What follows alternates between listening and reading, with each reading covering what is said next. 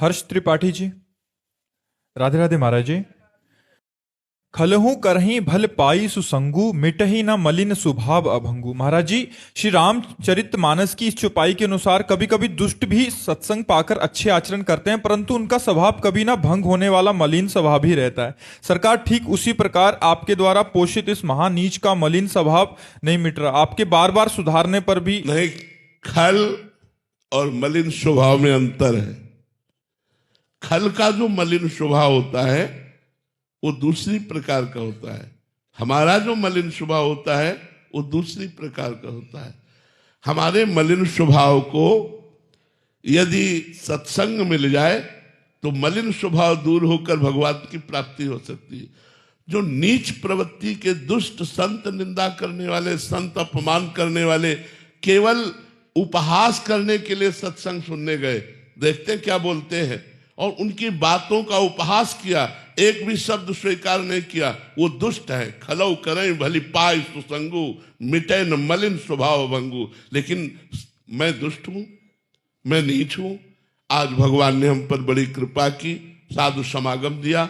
आज देखो मेरे जीवन का वो दिन है जो मैं वर्णन नहीं कर सकता। और वो आकर सत्संग में हाथ जोड़कर बैठ गया और सत्संग की बात सुनी, उसका जीवन निरंतर सुधरता चला जाएगा। और वो खल नहीं है, वो दुष्ट नहीं है, वो मलिन स्वभाव वाला है। उसका मलिन स्वभाव सत्संग से निर्मल हो जाएगा, सत्संग से निर्मल हो जाएगा। लेकिन जो दुष्ट लोग हैं उनका निर्मल नहीं होता, क्योंकि वो संत का उपहास करने के लिए जाते हैं, वो संतों के दोष दर्शन करने के लिए जाते हैं, वो सत्संग सुनने नहीं जाते। वो जाएंगे वहां, लेकिन वो अपनी मलिनता का ही आरोप करेंगे, वो निर्मलता का नहीं आरोप करेंगे।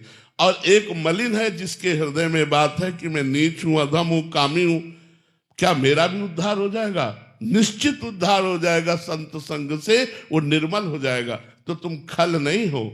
मलिन स्वभाव भले हो सकता है, लेकिन खल नहीं हो। अगर खल होते तो प्रश्न ही ना करते। प्रश्न करने का मतलब है जिज्ञासा।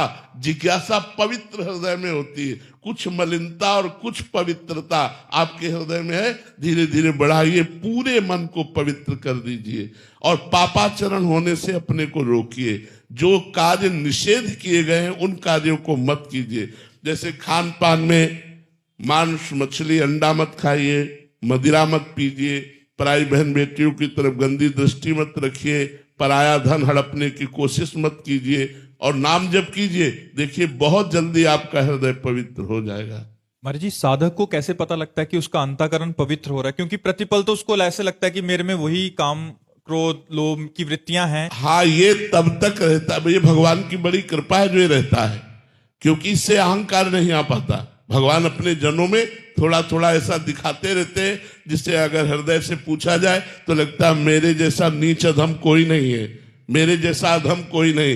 देखो इतने बड़े महाभागवत श्री सूरदास जी महाराज, जिनके सामने स्वयं भगवान बैठकर पद सुनते हैं, कह रहे हैं मौसम कौन कुटिल खल कामी, जिन मुंह को तन दियो ताको न भजन कियो ऐसो नमक हरामी। देखो कितने बड़े महापुरुष है और क्या लिख रहे हैं अपने लिए। कह रहे जिन मुंह को तन दियो ताको न भजन कियो ऐसो नोन हरामी। मौसम कौन कुटिल खल का। तुलसीदास जी लिख रहे हैं जो मैं अपने अवगुण कहूं बाढ़ई कथा पार नहीं लाऊं। यदि मैं अपने अवगुणों की चर्चा करूं तो कथा बढ़ जाएगी, वो हम पार नहीं पा पाएंगे। हनुमान जी महाराज कह रहे असमय अधम सखा सुनु मोहू पर रघुवीर। मैं ऐसा अधम हूं, इतने पर भी भगवान की हम पर कृपा है। सबरी मैया क्या कह रही, अधम ते अधम अधम अति नारी तिनमा मैं मतिमंद आघारी। भगवान के भक्तों में ये जो वर्णन करने की शैली है वो इसलिए है कि उनके हृदय में अहंकार नहीं होता, और अहंकारहीन हृदय ही अपने में दोष देख पाता है। जो अहंकारी हृदय होता है वो अपने में गुण देखता है, दूसरों में दोष देखता है। जो दैन्य होता है वो अपने में दोष देखता है, दूसरों में गुण का दर्शन करता है, इसीलिए वो संत है। महाराज जी, पवित्र हृदय की क्या पहचान है? जब पवित्र हृदय हो जाएगा तो कामादि दोषों का प्रभाव नहीं पड़ेगा। जो काम, क्रोध, लोभ, मोह, मद, मत्सर, ये 6 दोष हैं, इनका प्रभाव नहीं पड़ेगा। काम, क्रोध, मद, मान न मोहा, लोभ न क्षोभ, राग नहीं द्रोहा, जिनके कपट दंभ नहीं माया, तिनके हृदय बसो रघुराया। जहां काम क्रोध लोभ मोह मद मत्सर का प्रभाव शून्य हो जाए वहां हृदय निर्मल। अगर थोड़ा भी आकर्षण है तो उस हिस्से में अपवित्रता बनी हुई है। और कभी कभी पवित्र हृदयों में भी इनका विकार का आक्रमण देखा गया। भगवत प्राप्त महापुरुष पवित्र हृदय, लेकिन कीन हो इसका बहु अभिमाना, सो खोवल कृपा निधाना। भगवान उसके अभिमान कहीं न कहीं जागृत। जैसे देवर्षि नारद जी कितने भगवान के नजदीक है, रोज भगवान का दर्शन करते, भगवत साक्षात्कार महापुरुष है, लेकिन एक दिन उनके मन में अभिमान आ गया कि मैं तो काम विजयी हूं। तो भगवान ने माया रची और वो काम से परास्त हुए, भगवान ने उनकी रक्षा की। तो कभी कभी भगवत प्राप्त महापुरुषों में भी भगवान उनके हृदय की उस वृत्ति को कि मैं श्रेष्ठ हूं, उसको नीचा दिखाने के लिए कभी न कभी ऐसे कोई आचरण बन जाते हैं।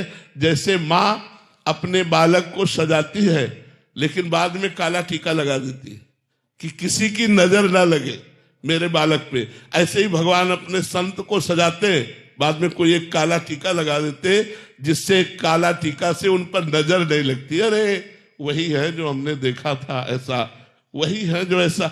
एक दो आचरण ऐसे छोड़ देते हैं जिनके कारण लोगों की दृष्टि उसी में अरझ जाती है और महापुरुष की महिमा को न जानकर वो लाभ नहीं ले पाते। ये भगवान ऐसा गुप्त रखते हैं। जब वो महापुरुष पधार जाते हैं और उनकी जीवनी लिखी जाती है तब उन्हें इतने बड़े महापुरुष, और जब सामने होते हैं तब हम समझ नहीं पाते कि ये इतने बड़े महापुरुष हैं। भगवान इसलिए ऐसी लीला करते हैं।